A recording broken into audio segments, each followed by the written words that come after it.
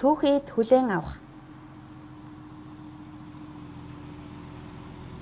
Арширын түүхийдийн чанарыг нь алдагдуулахгүйгээр үйлдвэрт хүргэх нь малчин, мал бүхий иргэд, нядалгааны газар, түүхийд бэлтгэгч, мах боловсруулах үйлдвэр, тээвэрчдийн нэг чухал үүрэг юм а.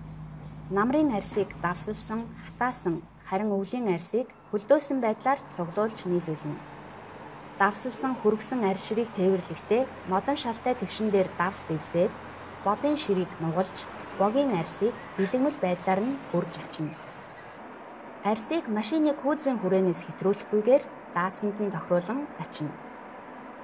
Арширын түүхийдийг чанар байдлыг нь алдагдуулах гадны нөлөөллөөс хамгаалж, зориултын бүхээг эсвэл хучлахтай машинаар тээвэрлэх ба гарал үүсэл, эрүүл мэнд, тоо ширхэг, жин хэмжээ, агуулгын ба английн ялгагчийн дугаар, код, огноо зэргийг тусгасан баримт хүчгийг дагалдуулна.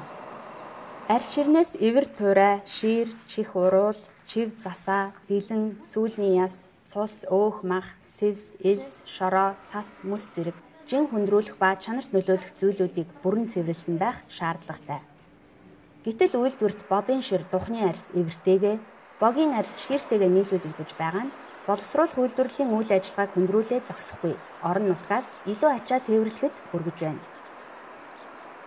Арширны үйлдвэр бодын ширийг 3 сар, богийн арсыг 5 сараас доошгүй хугацаагаар нөөцлөн авч үйлдвэрлэлд оруулах хүртэл чанарыг нь хамгаалж хадгална.